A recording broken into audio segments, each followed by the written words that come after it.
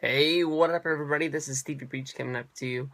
Monday Night Raw is going to be a big one. Of course, it's going to be the February 23rd edition, and this is not only going to be the come home edition of Fastlane, where basically a lot of people are going to be tuning in to see, what happens with John Cena and Rusev, who is the new number one contender to fight Brock Lesnar going to WrestleMania.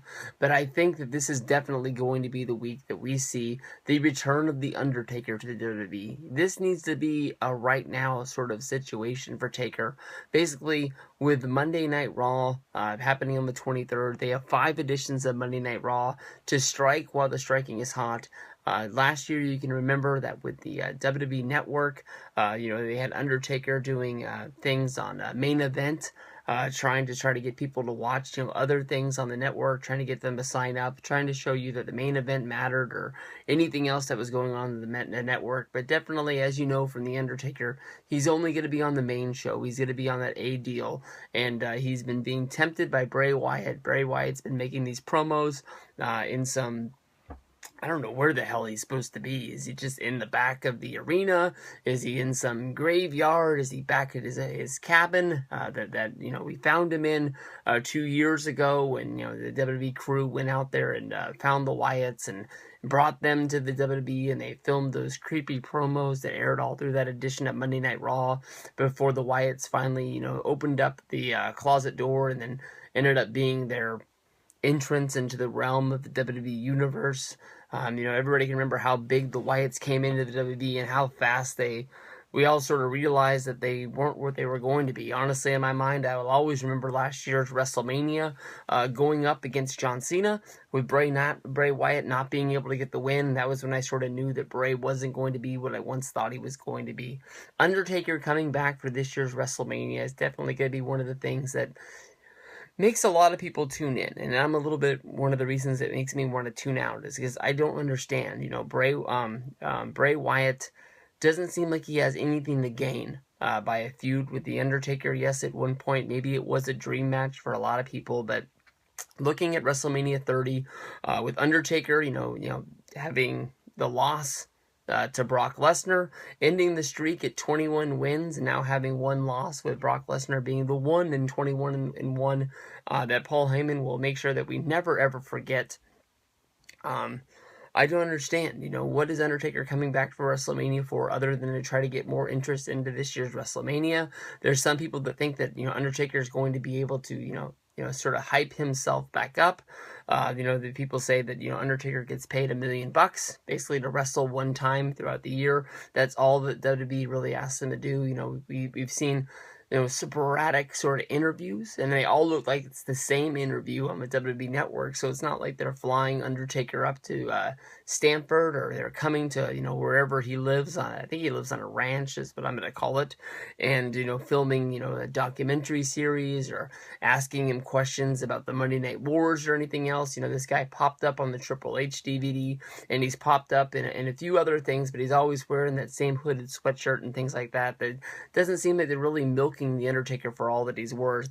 Undertaker put up, I guess it wasn't Undertaker, he doesn't have his own Facebook account, but the Michelle McCool Facebook account uploaded a video with her and Undertaker sort of just talking to the camera about some stupid stuff.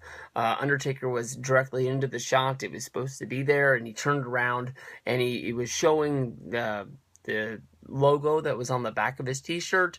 From there, you could see that Undertaker was wearing a beanie cap, and under the beanie cap was black hair.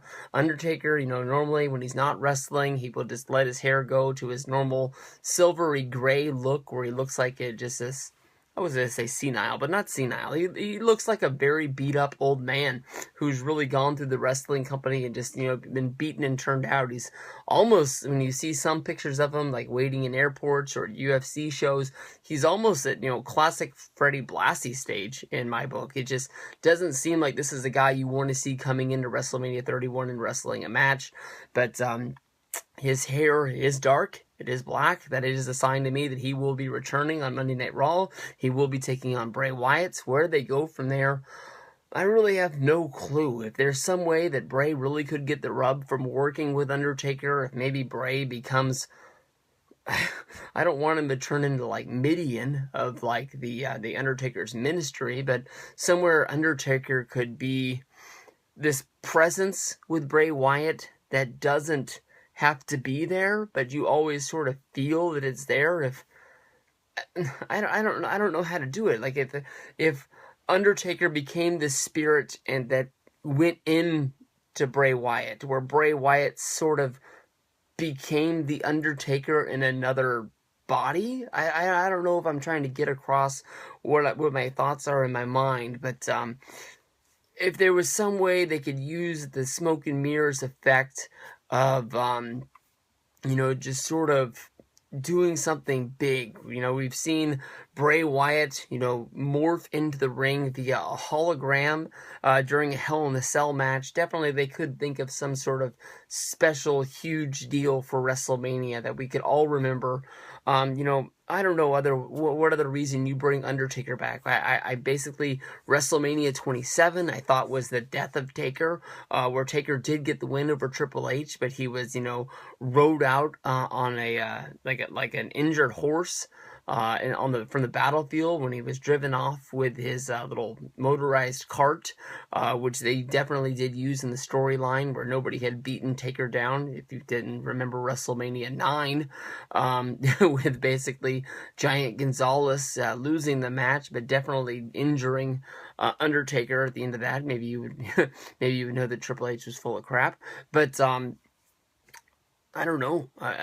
Brock Lesnar looked like he killed the guy last year, basically, with everybody knowing about him being taken to the hospital after the match, with Vince McMahon leaving with him because he didn't know how injured this guy was, and he definitely was the bread and butter of Vince for so long that Vince wanted to be there with him at the hospital, and I don't know what you bring Taker back for, but it looks like he's coming back one more time, see if he can get it done. For so many years, Taker had the best match at WrestleMania, and last year, it definitely wasn't the best match, but definitely in a lot of people's minds, they remember Brock Lesnar beating Taker more than they remember Daniel Bryan winning the championship. So we'll see what we have to look forward to, but I'm guessing Monday Night Raw, Undertaker returns on Monday Night Raw.